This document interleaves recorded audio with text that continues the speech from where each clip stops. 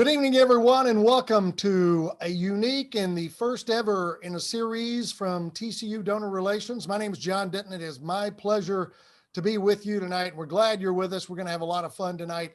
In my 32 years on the TCU Sports Network and the Horned Frog Sports Network, I have done football, I've done men's basketball, I've done women's basketball games, I've done soccer, I've done a lot of sports. But this is exciting because tonight, for the first time ever, we've got a golf program to do, and we'll do that live here tonight over the next hour. We're going to cover a lot of things. You're going to learn about some tips that will help you with your golf game. You'll also learn some other issues and items about the TCU men's and women's golf teams and how those programs operate. And you're also going to have the opportunity to meet some of our players tonight from TCU men's golf. So we're glad that you're with you. Want to ask you a couple of things just from the standpoint, if you're looking for your picture on the video, this is like watching a television show. You won't see yourself on the screen, so grab that wedge or that driver and get in front of your computer and get ready to swing away and learn some things tonight. Also, if you get disconnected, no worries. Just go back to the link and log back in. We'll be here for the next hour, and we're glad that you're with us. You're going to have a lot of fun tonight, and a very, very special guest alongside tonight, Coach Adrien Mork, our associate head coach of the TCU men's golf program. He's in his fourth year at TCU, the second year as associate head coach. In 2019, he helped the Horned Frogs to their 30th straight appearance in the NCAA regionals, including a runner-up finish in the Big 12 championships. A major achievement there for the program. And Adrien, welcome. Glad to have you along as he joins us from Orlando, Florida tonight. He's on the road recruiting.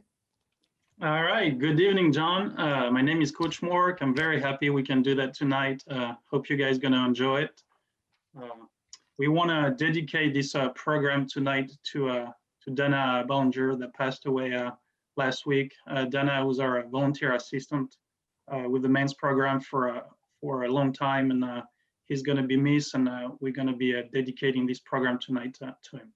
Yeah, Dana, a great guy over the last 30 years, has impacted a lot of golfers and helped a lot of them along the way with their swing and technique, and also just a good example and a guy that was just a sweetheart of a guy around the program, and he'll be sorely missed. And tonight we'll be telling you later on about a scholarship that's been set up in Dana Bellinger's memory and honor.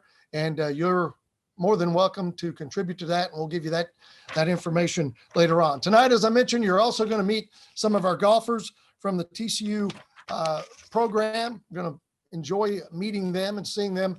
And also, if you have a question, feel free to use the Q&A feature, depending on what kind of a device you're on. If you're on a laptop or a desktop, that Q&A button's at the bottom of your screen. If you're on an iPad, more than likely that's going to be up at the top of your screen. So find that, shoot those questions to us, and throughout the course of the night, we'll get to those and we'll answer all of those. But before we get started, we're going to have a little fun with some trivia tonight. And Adrien, here's a good one to start off with. TCU honored to have a Masters champion. There's not a lot of those walking around. You just saw the Masters last week. And the question tonight is, to lead us off, is what year did TCU alum Charles Coody, class of 60, by the way, he did graduate, business degree. What year did he win the Masters? 1970, 1971, or 1972? And we will give you a few seconds to make your selection and pick. But I will tell you this, he finished at 9 under par, stared down Jack Nicklaus, Johnny Miller, Gary Player, a young Tom Watson, beat a really good field that year that he won it, and got the green jacket.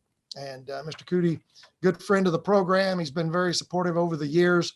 And again, make your selection, and we will let you give you a second here to get your answers in, and then we will be more than happy to give you that answer. Got a few answers, a few coming in right now. Going to go ahead and tell you. I'll tell you when it is. He won the Masters. In fact, Charles Coody will celebrate next April at Augusta. He will celebrate the 50th anniversary of his win at the Masters in 1971. We've got about half of the answers in that were correct that selected 1971. So if you selected that, you are correct. and you're 1 for 1 on tonight's trivia. Good job there. Before we get to our first instructional video that Adrien's going to walk us through, let's hear from one of our scholarship athletes on the TCU men's golf team. Let's hear from Justin Gums. Let's take a look at that video right now. Hi guys, my name is Justin Gums. I'm currently a junior economics major with the criminal justice minor. I'm from Lodi, California. TCU has been a great opportunity for me, both in athletics and academics. I've gotten to learn a lot about myself through golf. Being a collegiate golfer, it's got a tough schedule. It's a really demanding, and Coach Montegill and Coach Mork are such great coaches, and they've got a lot of knowledge. And being part of a program like TCU and with all of the past records is really, really a great opportunity. Academically, I have a lot of support, whether that be through the athletic department or whether that be in TCU itself. But just overall, I feel like I've progressed a lot from freshman to junior year. And I want to thank everybody for their support. Go Frogs.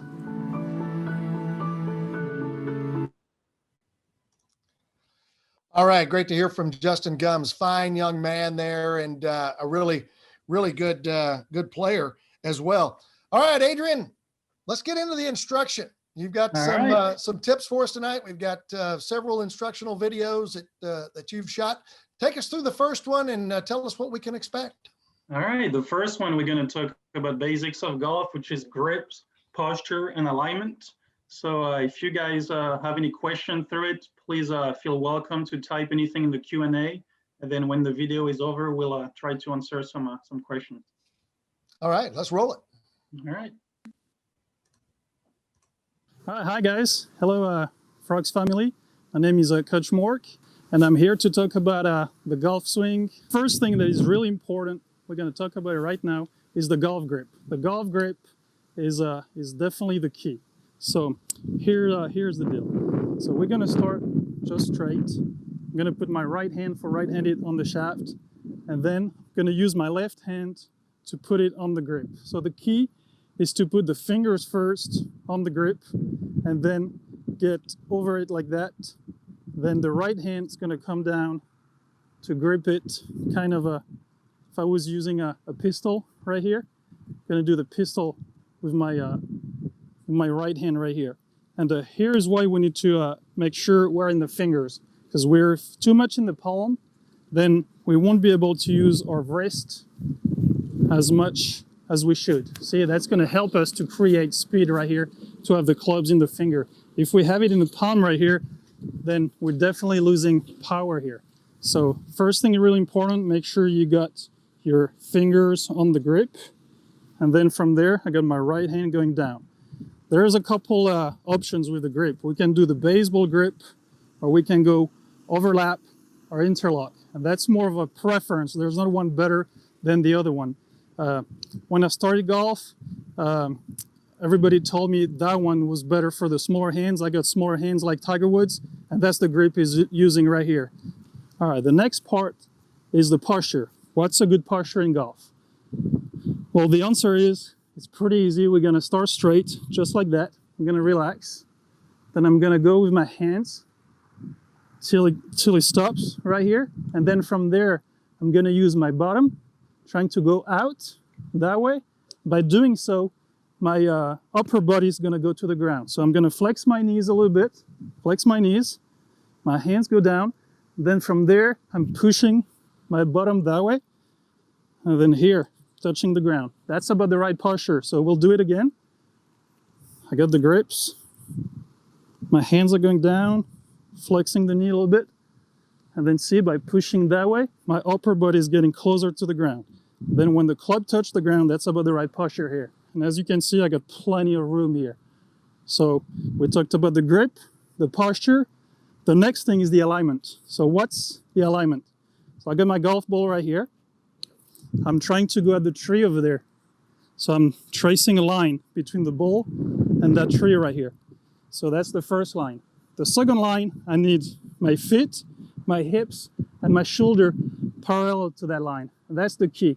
Because if you start aiming too much right or too much left, then you're gonna have to compensate. And that's where golf gets tough. So the key is you can video yourself from back there or have a friend of yours to tell you, okay, making sure your feet, hips, and shoulder are on the same line, parallel to the line you're trying to go to. All right, that was the first video about basics, grip, posture, and alignment. Thank you.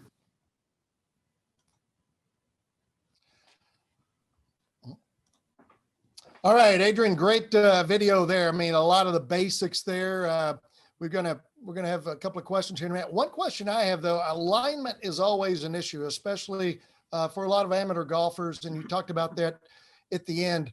I mean, I've been told by pros that, you know, maybe you pick a spot out, you know, 3 or 4 feet out in front of you along the intended line of flight, and maybe that makes it easier to line up. What are some of the tips that can help you get lined up correctly? Because obviously you can't hit it where you're not aimed, and that's a big issue, especially if you've got a shot of 180 or 200 yards, where it's a lot easier to aim. Maybe it's something that's 4 or 5 feet in front of you as opposed to something that's 200 yards away.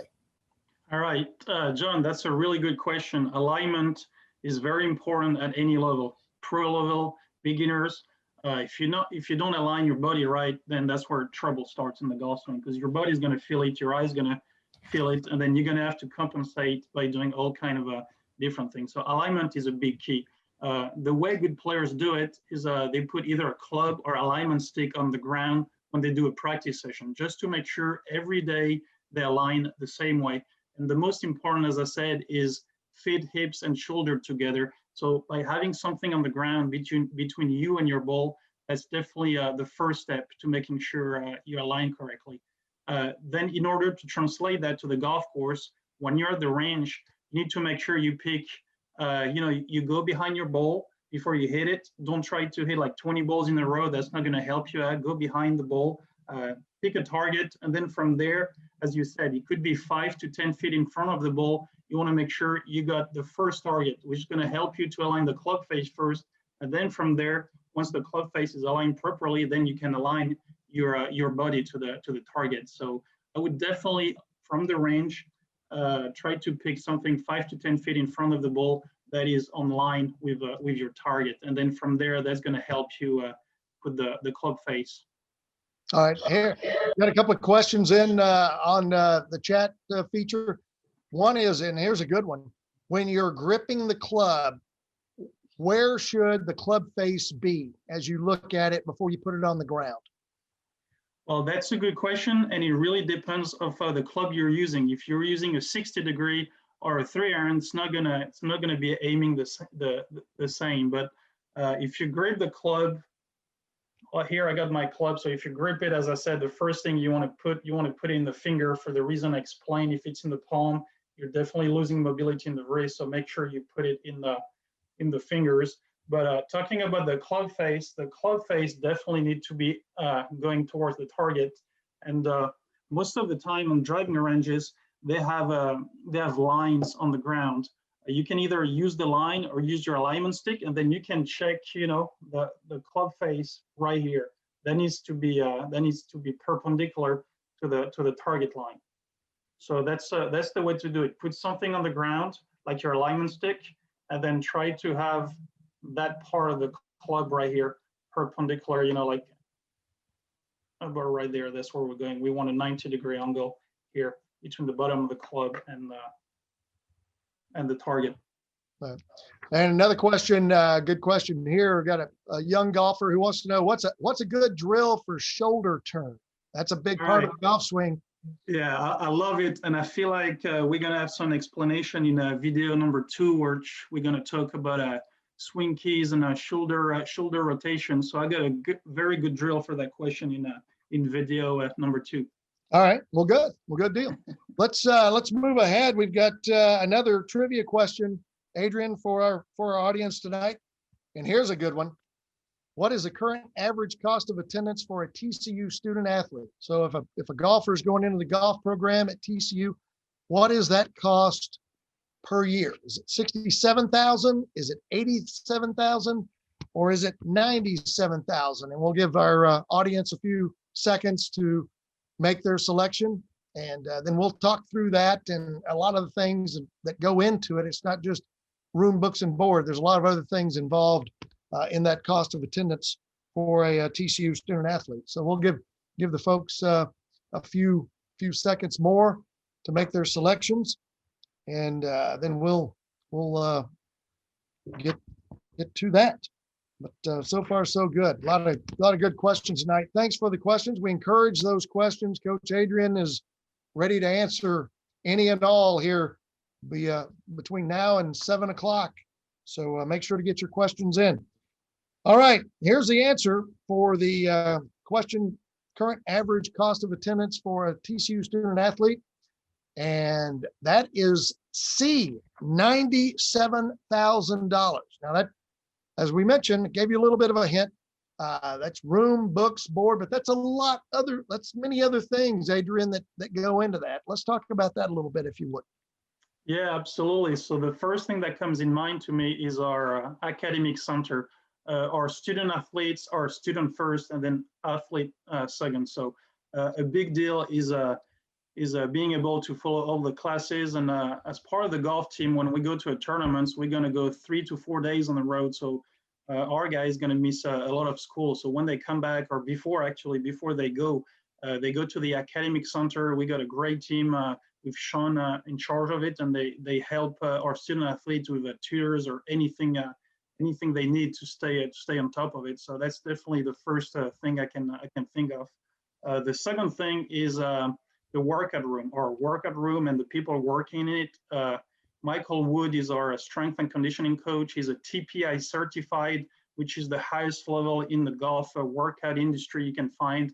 Most of PGA Tour players, that's where they use the TPI certification. And we got access to, we call him Woody. We got access to Woody in the workout room as much as we want. We go as a team 2 to 3 times a week, depending of the season. But that's another, we got everything we need to for the golf swing and to develop athletes. As you can as you've seen lately, it's pretty important to be in good physical condition to compete on the PGA Tour and of course at the college level as well. Yeah. So one of the third thing is that's my favorite actually. It's called the fueling station. When our guys are done with working out, they can go to the fueling station, and if they need to lose weight, if they need to put weight on, and they got all kind of proteins and good products they can use, and it would be beneficial to them and to their golf game. We got access to a great nutritionist. Her name is Brooke, and she's on top of everything. They do a meeting with our guys, and we're very helpful. Our supporting team is just amazing, just as much as the facilities. Our medical staff, Matt and Dr. Kurt, they're amazing, especially lately with the COVID.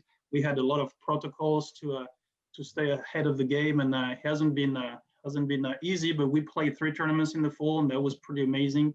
Our guys stay safe, and they did a good job, and we had our medical staff that did an amazing job. Next thing is our equipment. We got a great equipment room. As you can see behind me, we got all kind of great Nike gear, and that's something we're very thankful to be part of the Nike family. I mean, we look amazing on the course. Justin at the equipment room, he takes good care of us.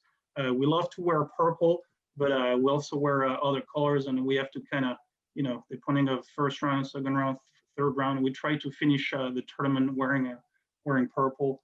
And last but not least, Coach Montigal has been out there for 30 years. He's one of the most respected and coach in the country. He's very recognized by all our peers coaching. When we try to go to a tournament, that makes it very easy. People know we're a very competitive program, and Coach Montigal being 30 plus years in postseason, it's pretty amazing. So we got a great staff. We got amazing facilities. We got access to a bunch of courses in town, probably more than any other team in the country. Some teams, they have their own golf course. I mean, we're pretty lucky. We don't have to go to only one. We can just move around, and having Colonial down the road is pretty amazing as well. So I got to say the TCU Golf program is very lucky because of all the donors and all the people that make it possible. We're very thankful. So that's definitely a nice nice thing to be at TCU. Yeah, it takes a lot to get 5 players into a tournament, and get them on the tee and on the golf course to compete. I mean, it takes quite a bit. And if you're interested in donating to TCU men's golf or women's golf, you can go to tcufrogclub.com. You can make a gift specifically to either of those programs. You can also, there's also ways to benefit and support our golf programs throughout the year. We just about 3 weeks ago finished up the 2020 version of the Horned Frog Classic that's been played at Colonial now. Colonial is a great partner. We've been there for 42 years, and that tournament this year raised about $300,000 for scholarships for student athletes. That helps the golf team. We've also got our spring tournament that's coming up at the end of April that also goes to support scholarships and our men's and women's golf teams. So if you're interested in that, you can go to tcufrogclub.com and make a gift specifically to those programs. Great info, Coach. Thanks for going through all that with us, because there's a lot that goes in to getting Absolutely. our guys just to the tee, just to get started. All right, we're about ready for our second instructional video, Coach. I sense we've got over 200 folks joining us right now from all over the country and around the world. So I'm sure they've got their wedge out, or maybe their 5-iron out. They're ready. What are we going to work on in video number 2? All right, video number 2 is we're going to talk about a swing key that I love. I use myself, and I've been coaching it. It's talking about rotation and connection of the upper body. So let's see the little drill. Feel free to ask any question in the Q&A you got on your screen, and we'll come back to you right after. Next video, I'll talk about a couple of swing keys that personally helped me as a player when I played on tour. The first thing you're gonna need is actually a 3-wood cover, and here it is. I got my frog right here. It's my Horned Frog 3-wood cover. The way I want to use it is I want to put it under my right arm right here, and here's what it's going to do. It's going to help me connect my upper body and my lower body together, and I want to make sure it stays under my arm the whole time. So that's going to make sure I rotate my upper body. If I don't do it, what happened? Well, it's going to drop. And then if I do that, see, I'm using my arms. I'm not rotating at all. So golf, it's about rotation and kind of have the arms and the hands freely to release the club. So this is a very important drill. I put my Horned Frog right here. Then I'm going to grip the way we did it. Put in my finger, got my interlock like Tiger Woods. Then my posture right here. I got my good posture.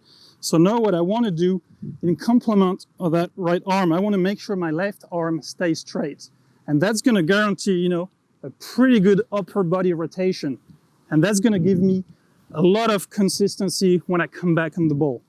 So if I do that correctly, I don't have to go too far on the backswing. I want to feel it.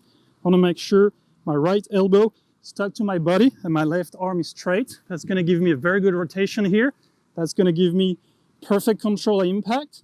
And then on the follow through, I actually want it to drop. So that means kind of relax and I'm finishing the swing. So let's see how it goes.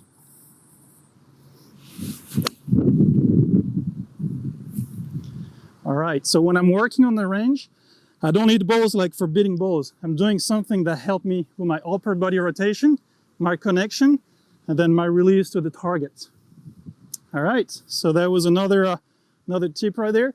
Very easy drill to put together on the range. All you need is something under, and that could be anything else, like a tee or a putter cover. All right, thank you.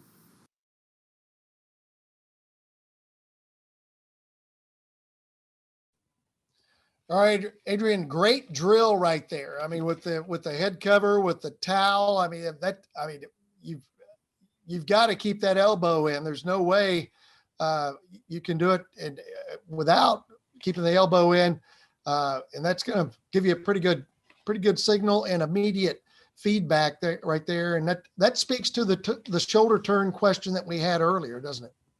Yeah, absolutely. I love that drill because it takes care of the over the top. Uh, if there are any slicer, they probably know what I'm talking about. But if you come over the top, then you're gonna cut the ball, and more than likely you're gonna slice. So I feel like if you can keep your right elbow, and another key is definitely the left arm, trying to be as straight as you can. So you don't have to rotate, too much, but your body's going to feel it. Everybody's different. If you're flexible, that's great. You can go very far. If you're not, that's fine. But try to keep that right elbow towards your body. Then that's going to help you to have a better, inside, outside kind of the club path, which are going to help you big time with the driver, not to slice as much.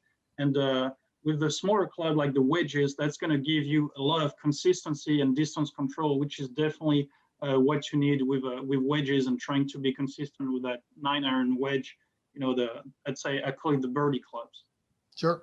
All right, a couple of questions coming in, some good ones now. We're getting going.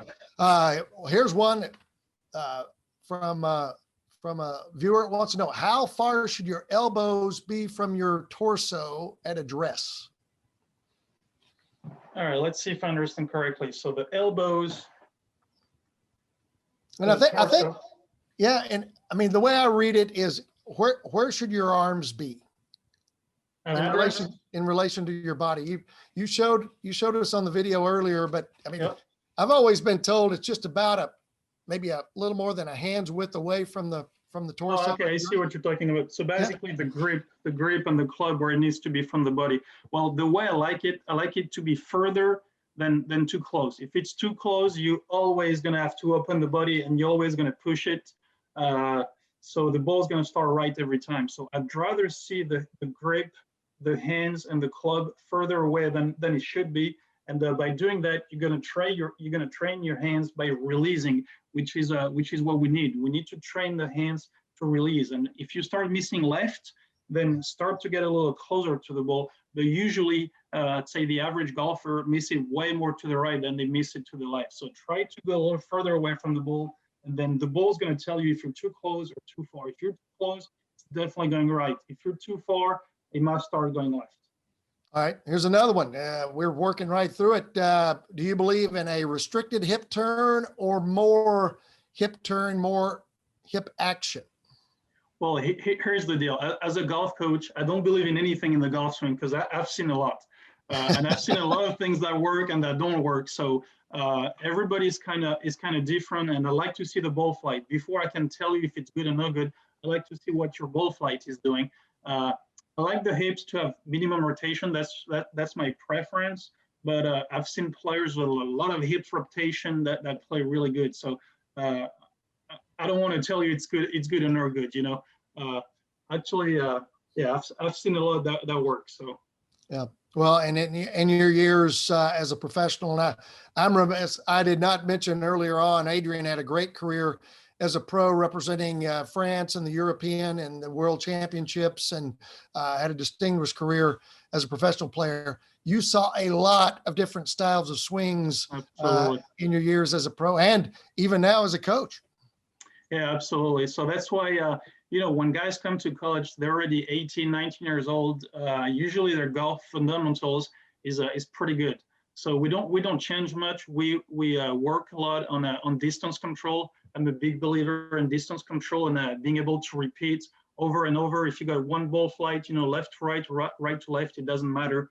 Majors been won both ways. I mean, Dustin Johnson is a fader. He won it left to right. There's plenty of other good players that play right to left. So there's no one better than the other. What counts is when you're under pressure, when you need to do it, can you deliver? So having a good idea of your distance control, how far you go, and work on that, I feel like it's definitely more important than the technique at the point we're at in college golf. Yep. All right. Here's a question from a beginner, been playing for less than a year, wants to know. His consistency issue is that he chunks a lot of shots. It's a lot of shots fat. What's a drill or what's something that he can do to help improve that and eliminate that? So usually chunk, they come from a sway. So when you take your posture, you over the ball, and usually first, before trying to learn the rotation, you feel like, or actually you probably don't see it, but more than likely you're going to the right and coming back to the left, trying to create swing speed. So my recommendation, if you do that, is go on the range, put your feet together, and try to work from there. See if that's going to develop, and that's going to help you in shoulder rotation, which is golf is all about. We need to be on one axis, and I know we're going to talk about that in the next video in chipping. That's huge in chipping, but it's actually in the whole irons sections as well. You want to make sure you're on one axis and you're doing some rotation. So feet together, and try that drill. See, I guarantee that's going to help you in hitting the club face more consistently. All right, I can't wait to get to the chipping video, because if there's something that I need help with, it's that. It eats me alive. But first, we got another poll question, Adrien. Let's throw some trivia at some folks. How many men's and women's golf scholarships are offered at TCU? How many golf scholarships for both the men's and the women's teams combined are offered at TCU? Is it 10.5, 12.5, or 14.5? And we'll give our audience a few seconds to answer those, or put in their answers, and we'll see what we come up with from a feedback standpoint. That's a good question, because a lot of people assume at times that men's and women's golf is a fully funded sport, much like football or basketball, where they're full rides. And Adrien, we're going to get into this in a minute after we get our answer. It's something that you have to get creative with. And here's our answers right now. Answer A, 10.5 scholarships is correct. And more than half of our respondents got that correct. 10.5 scholarships between the men's and the women's team. So Adrien, tell us how those are broken up. All right, so 10.5 for both programs. We got 6 for the women's program and 4.5 for the men's program. That's NCAA Division I rule. So it's not a TCU rule, but every Division I program in the country can have till 6 scholarship for women and till 4.5 scholarship for men's. The way it works for golf, it's an equivalency sport. So that means we can spread the scholarship the way we want. We don't have to give a 4.5 or 4 a full scholarship and half one. We basically carry about 10 to 12 players, and that's about 50% each. Every guy got about 50%. Let's say a player, they're closer to 100 to a full scholarship, and are not as good. The walk-on usually don't have any scholarship. So that's the way it works. Everybody in the country work it a little differently. When we feel like there's a great player, we really need to go after, and there's some other program trying to recruit him as well. Well, we're going to be closer to that 100% scholarship. But 4.5 it is for the men's program, and 6 for the women. All right. Very good. We've got a question from one of our viewers. Any advice for junior golfers and their recruitment during high school? Is there is it AJGA? Is it, what path does a high school player need to take to get exposure to college programs? Yeah, my best advice is post some scores out there. Start at any level. Start pretty low, like any local stuff. Put some scores out there and try to work your way up. John, you're correct. The best junior tour out there is the AJGA. They play a lot of the same courses as the PGA Tour. They're run amazingly. So it's definitely if you want to play in the Power 5 school, you need to be able to win on those on that tour, the AJGA tour. But I'd say put some scores, and that will help you in the recruiting process. Yeah. Low scores get attention, don't they? Usually they do. Yeah, no doubt. All right, we're ready for our third instructional video, Coach. What do you have for us? All right, so next but not least is chipping. We're going to talk about chipping, and same thing. If you got some question, use the Q&A section, and we'll come back shortly after it. All right, very good. All right, Coach Mork here. Next little tip, we're gonna talk about chipping. So a couple keys about chipping. I got a wedge here. The first thing I want to talk about is the setup. How do you set up to the ball, and how is it gonna help you? So I'm trying to go at a target over there. So what I want to do, I want all my body aiming a little left of that target. And here is why, because I want to make sure I'm finishing at the target, I'm going that way. If I set up straight or even a little that way, then it's going to be tough to go through it.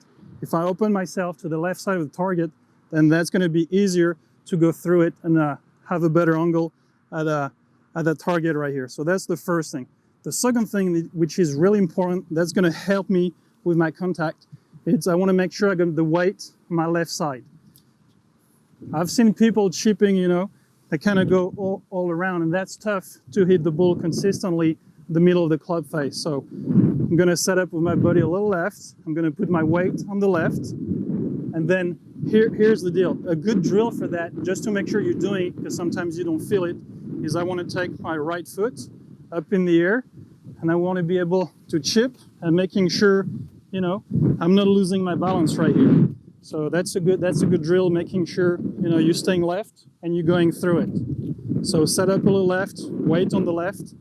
Now the key is I want to go just as far on the right that I'm going on the left. Sometimes I see people or amateurs, they go very far, they kind of slow down and they hit the ground. Well, the result is usually not very good. So I'd rather go a little shorter and then go through it with my club almost aiming at the sky when I'm done. I go short and I go through it. That's going to help me to hit that ball most consistently. So I'll open myself, aiming left, I'm going to put my weight, same thing on the left. I'm going to stay there, I'm checking my practice swing. Okay, I'm on the left. And then the key now is using the bounce. That's how we call the bottom of the club, for a reason, the bounce. Why is that? Because we want the club to bounce on the ground. That's going to help us to center that golf ball in the middle of the club face. It's actually extremely hard to design that piece right here, which we call the bounce. That's for a reason, because the bounce is going to help you put that club back square where it needs to be. So make sure we use that bounce when we do some chipping. A little open, I'm on the left, then I'm using that bounce right here. I don't need to go too far, but I want to make sure I'm going through the ball.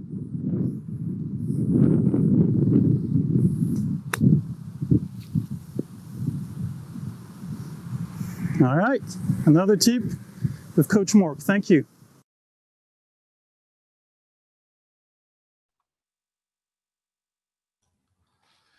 All right, Coach. Great tip there. You had a wedge in your hand. One question that I have is, when is it proper or the right opportunity to maybe use a club other than a 60-degree or a 56-degree sand wedge, maybe an 8 or a 9 iron around the green, depending on the shot? Yeah, that's a great question. I learned playing golf in Europe, and the way you learn playing golf over there is you roll the ball as much as you can. And then if there's anything in front of you, then you have to go over, but you have to roll it as much as you can. So starting with the putter, people use, especially in Scotland, people use the putter a lot when there's nothing in front of the green. So putter to 7 iron, 8 iron, 9 iron, and then going up. But I definitely recommend using a 9 iron, especially to practice. You're gonna get a great feel.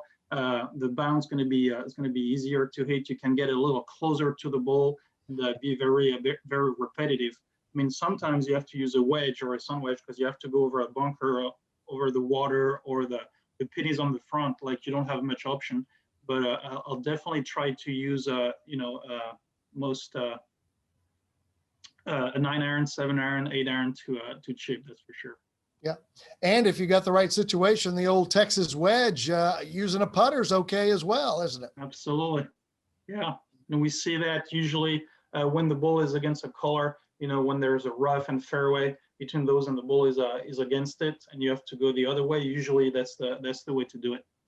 All right, Coach. We've got a question. I'm not going to put you on the spot here. One of our viewers wants to know, what brand of clubs do you think's best? But why don't you tell us what kind or what brand you use and why? All right. So I played on tour in Europe for 7 years, and for most of my career, I used the Mizuno irons. Mm-hmm. The truth is, there's not one better than the other. I mean, with the technology now, most of the clubs, anyway, it's coming from the shaft. So we could talk for hours about shaft. There are a lot of out there with different advantage, and that makes things interesting. But there is probably 5 to 10 brands that are really really better than I'd say than the Walmart brand. But personally, I use Mizuno. I use the TaylorMade driver. I use Titleist golf balls. I mean, there's a lot of good brands. Pings are really good brands. I mean, it's been known for forever. Callaway. Yeah, it's tough. It's tough to pick one over the other. But the truth is, most of the players on the PGA Tour that don't get a contract or club contract, they play Mizuno's because they're extremely soft. That's a very good brand. Japanese forged irons, and then the woods. They're all pretty good, and then the shaft's going to make the club more than anything. Yeah, and a great opportunity for golfers is if there's a big demo day out at your golf course, go out there. They'll bring out a lot of different manufacturers, and you can go up and down the tee line trying out all different kinds of clubs. That's really probably the best way to really kind of find what feels best, isn't it? Yeah, absolutely. And I know lately, because manufacturer, they don't put as much money as they used to in big contract. When I was playing on tour in Europe, Callaway and TaylorMade, they were going at each other to be #1 in driver, and that was getting like out of control. But it's very tough for one brand to have putter to driver to have the best club. So most of the players now, they like to use, a certain brand of wedges, certain brand for a putter, then woods, then iron. So I definitely mix and match it for sure. All right. Here's another swing question for you. One of our viewers wants to know what's your #1 key to getting out of a bunker?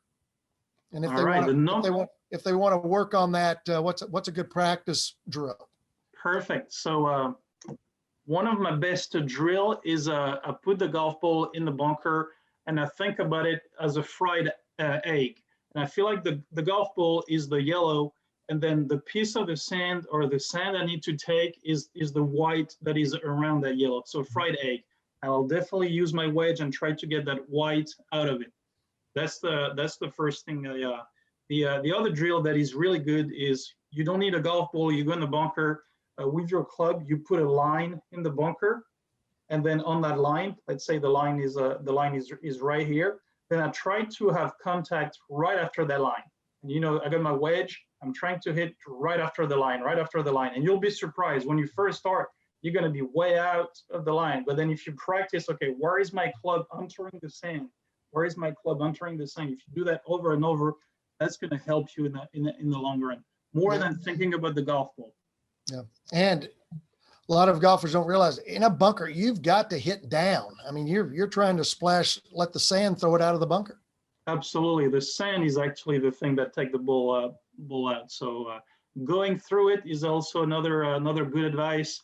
Usually golfer in the sands, they just put the club in the sand and they don't follow through. So I feel like all those tips could help. All right. Got another question here. This is a good one. This kind of ties back to last weekend's Masters. Boy, what a great tournament. Happy to see Dustin Johnson win and just had that was a great event. CBS did a great job showing the golf course because you didn't have the crowds that they normally would have. You got to see the golf course from a different perspective. But here's a good question, maybe the best question of the night. We saw Tiger Woods make a 10 on number 12 at Augusta the other day. Kept hitting it in the water. And I mean, at some point you're waiting for, and we've all been there. It's tough to keep your emotions in check. At that point in a round, what is your advice to the players at TCU? What is the coaching point at that point, just to kind of keep the wheels on and keep going, especially if something like that occurs in the middle of a round? Yeah, really good question. And I feel like, it doesn't apply just to golf, but it applies to life in general. When you face adversity, it's not really the adversity that matters, it's how you face it, how you react to it. So Tiger made a 10 on number 12. The shots were actually not that bad. He had too much spin, and he ended up with a 10, and then he finished 5 under on the last 6 holes, I believe, which is pretty amazing. That tell you the kind of athlete he is. And we kind of already know that. I'm not surprised, but I know in Europe I was the first player to shoot a 59 on any European tours, and that day I had a double on my scorecard. So that was on hole number 11. I make a double. So I was leading the tournament, and I was doing fine. And until that point, I make a double. So I go on the next tee, and then I talk to my caddy, and we're like, okay, I could either be upset and make a couple more doubles, or we can go after it and make it from there. So I know it's easy to say, but that's the reality out there. When you face adversity, you kind of ask yourself, what's next. You can either try to step up and play good from there and do your best and focus a little bit more. And sometimes bad things. I mean, in my situation for that 59, it kind of hurt me a little bit to focus better, trying to do better, trying to make more putts, and I ended up making 1 eagle and 6 birdies to finish the round to shoot that 59. So sometimes when bad things happen, it's the same thing in life. You can always find positive out of it and try to make the best. Yeah, keep swinging, good things will happen, right? Exactly. All right. Well, we've got another video for you right now. We want to show you, give you a chance to get to know our TCU men's golf team a little bit better. So let's take a look at the video right now. Hi there, I'm Caden Christofferson. I'm a sophomore from Chandler, Arizona. In school, I've kind of found my stride as a kinesiology major, and I'm really enjoying it. So I'm just looking forward to seeing where the next few years takes me. Hello, my name's Chris Berzina. I'm from Fort Worth, Texas. I'm majoring in finance with real estate, so it's kind of broad. I'll get to determine what I want to do outside of college, but for right now, the plan is to go into real estate, but who knows? My name is Gustav Fremod. I come from Denmark, and I'm a sophomore here at TCU. I'm currently studying strategic communication here at TCU, and I think this is a really huge opportunity for me as a guy from Denmark, as a foreign student. I'm really excited that I was able to get a scholarship to come to TCU. From where I was, I never had access to all the great things that we have here, like the training table, the fueling station, and all the different golf courses we get to play. It's really a blessing for me to be here. Growing up, coming to TCU was a dream of mine, so being able to come here and play golf is kind of like a dream come true. Coming to TCU, we get to experience some of the best facilities here in the country. We get to play PGA golf courses, and we get some of the best facilities for nutrition, weight room, you name it, they got it. I'm really excited to have the opportunity to study here at TCU. It's a great school with great resources and opportunities for the future. It has great resources both in, if you look at golf or if you look at academics. So I'm just pleased to be here, and I'm excited to see where the next year is taking me. Go Frogs! Go Frogs! Go Frogs!